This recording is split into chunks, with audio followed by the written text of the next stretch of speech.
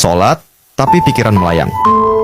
Begini jawaban Rasulullah yang menggetarkan hati. Pada suatu majelis Rasulullah, suasana terasa begitu tenang. Para sahabat duduk melingkar menyimak setiap perkataan beliau dengan penuh perhatian. Namun, di antara mereka, ada seorang sahabat yang tampak gelisah.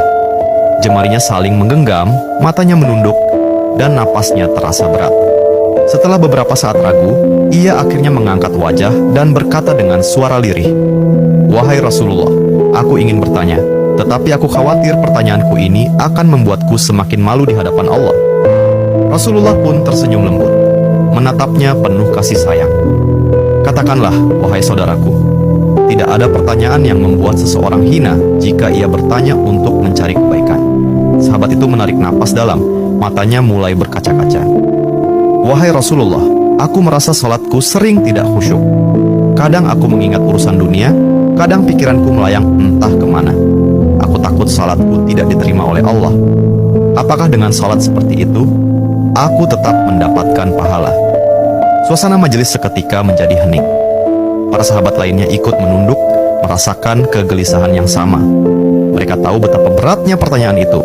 Namun, yang terjadi setelahnya benar-benar di luar dugaan. Rasulullah tidak langsung menjawab. Beliau menatap sahabat itu dengan penuh kelembutan. Lalu tiba-tiba air mata mulai membasahi pipi beliau. Para sahabat terkejut. Mereka jarang melihat Rasulullah menangis dalam situasi seperti ini. Dengan suara bergetar, beliau berkata, "Demi zat yang jiwaku berada di tangannya, sungguh setan tidak akan pernah berhenti berusaha mencuri bagian dari sholat seorang hamba hingga ia teralihkan. Tetapi ketahuilah, Allah tetap melihat usahamu."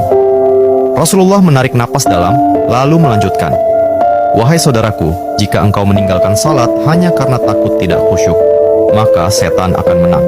Tetapi jika engkau tetap berusaha salat meski pikiranmu teralihkan, ketahuilah bahwa setiap kali engkau berusaha kembali kepada Allah dalam salatmu, saat itulah Allah menyambutmu."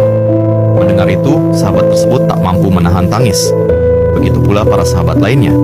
Kemudian Rasulullah melanjutkan dengan penuh kelembutan, "Bayangkan seorang ibu yang melihat anaknya berjalan ke arahnya, tetapi anak itu sering jatuh dan tersandung. Apakah sang ibu akan marah? Tidak. Ia justru akan berlari menghampirinya, mengangkatnya, dan mendekapnya erat. Itulah Allah. Ia lebih penyayang daripada seorang ibu kepada anaknya. Selama engkau terus kembali, Allah akan selalu menerimamu." Air mata mengalir di pipi sahabat itu. Kata-kata Rasulullah begitu menusuk hatinya. Sejak hari itu, ia tidak lagi putus asa dalam sholatnya. Ia tetap berusaha khusyuk, dan setiap